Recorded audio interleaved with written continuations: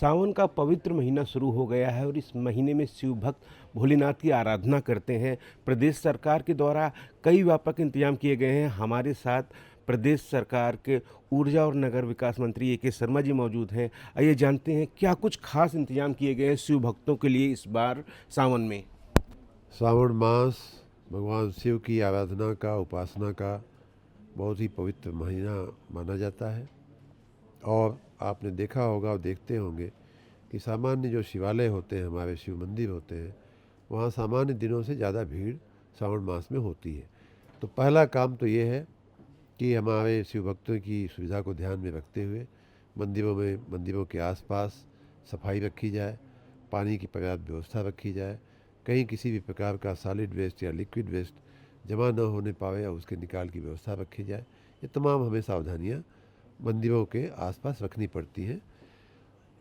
विशेष रूप से इस समय कांवड़ यात्री एक जगह से दूसरी जगह लंबी लंबी दूरियां तय करते हुए निकलते हैं। कई बार वो नगरों में से होकर के निकलते हैं।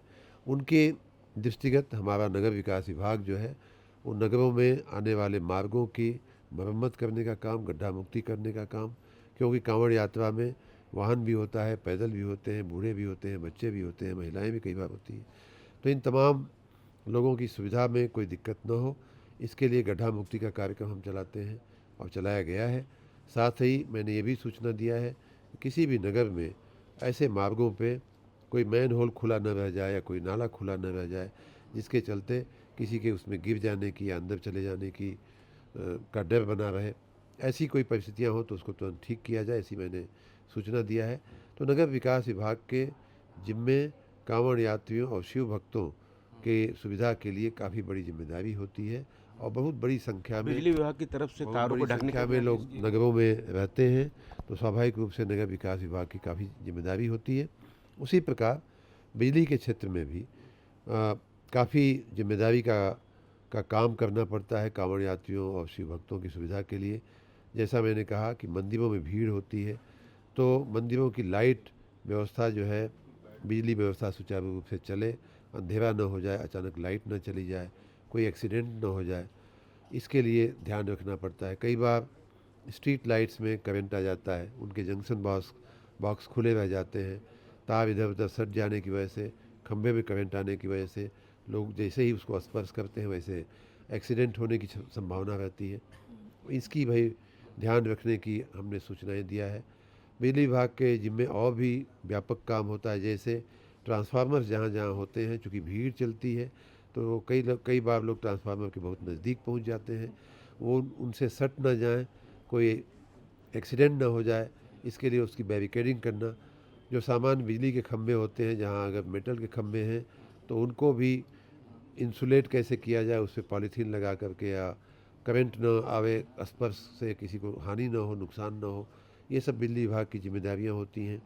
एक और बात ये होती है कि कई जगह हमने देखा है कि बिजली के तार बहुत नीचे लटके होते हैं और उसमें जैसे ही कोई डीजे का या अन्य कोई वाहन पे बैठे हुए लोगों का ऊंचाई से क्लियरेंस उनको नहीं मिलता है और वो स्पर्श होने से एक्सीडेंट हो जाता है।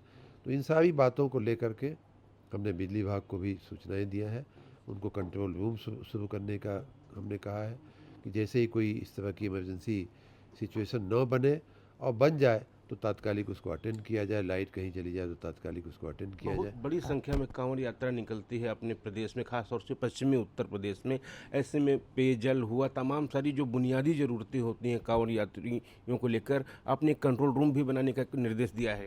जी, नगरों में हमारी जो विशेष रूप से जो जिम्मेदारी है, नगरों में पीने के पानी की व्यवस्था, कचरे के निकाल की व्यवस्था, लोगों को आवागमन में दिक्कत न पड़े उसके लिए मार्गों की रिपेयरिंग की व्यवस्था, मैन होल की रिपेयरिंग की व्यवस्था, जगह जगह साइन बोर्ड और साइनेज लगाए जाएं, जिससे आवागमन में लोगों को मालूम पड़े कि किधर जाना है, दाएं जाना है कि बाएं जाना है।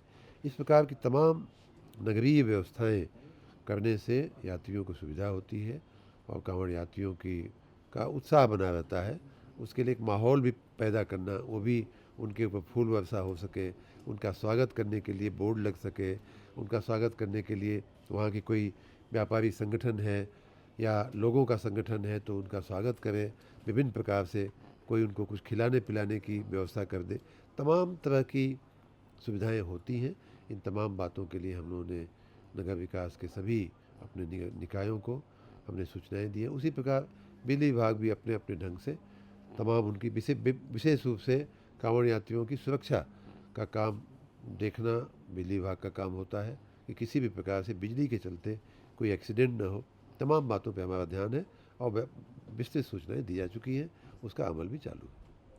किसानों के लिए सिंचाई के लिए आपने कुछ घंटे बढ़ाए हैं विद्युत आपूर्ति की, क्या कुछ समस्याएं थी जिसके कारण आपने ये किया? समस्या बरसात की थी और है, क्योंकि राज्य के कई हिस्सों में बरसात थोड़ी कम हुई है। किसानों को अपने धान की रोपाई में और अन्य कार्यों में थोड़ा पानी की दिक्कत आ रही है। तो धान की रोपाई विशेष रूप से अच्छे से हो सके और जहाँ रोपाई हो गई है वो पौध को जिंदा रखा जा सके, इसके लिए बिजली की थोड़ी मांग बढ़ी थी। किसानों के प्रतिनिधियों ने, जनप्रतिनिधियों ने हम लोगों को बताया कि जो 10 घंटे का रोस्टर है ग्रामीण और कृषक फीडरों पर देने का, उसको बढ़ाना चाहिए। तो उसके मद्देनज़र हम लोगों ने 10 घंटे से बढ़ा करके आज ही इसे हमने 12 घंटे करने का निर्णय लिया है। खाने पीने की दुकानों पर नाम पट्टिका को लेकर सुप्रीम कोर्ट का एक आदेश अब आ जाता है, अंतरिम आदेश। इसके बाद कांग्रेस कुछ राजनीति उसमें कर रही है। कांग्रेस कह रही है कि हम ठेलों पे संविधान की फ़ोटो लगवाएंगे। आप किस तरीके से देखते हैं इस पूरे प्रकरण को? कांग्रेस को सबसे पहले अपने सीने पर संविधान की प्रति रखनी चाहिए और जनता से, पूरे देश की जनता से इमरजेंसी में किए गए अपने कुकृत्यों, इमरजेंसी में किए गए दमन, इमरजेंसी में किए गए अत्याचार और इमरजेंसी में किए गए जो लोकतंत्र है उसकी हत्या जो उन्होंने किया है, उसके लिए पूरे देश से माफ़ी मांगनी चाहिए। जहाँ तक सुप्रीम कोर्ट के आदेश का सवाल है, हम उसका सम्मान करते हैं, हम उसको सुविधा भी मानते हैं और हम उसका अमल करेंगे। तो ये थे प्रदेश सरकार के मंत्री ए.के. शर्मा जी, जो बता रहे थे कि सावन के महीने में कांवड़ यात्रियों को लेकर विशेष इंतजाम किए गए हैं। उनकी यात्रा में खास तौर से उनकी भक्ति और श्रद्धा में कोई कमी ना हो, इसके लिए सरकार पर्याप्त इंतजाम कर रही है। कैमरामैन दिनेश सिंह के साथ विकास सिंह, डीडी न्यूज़, लखनऊ।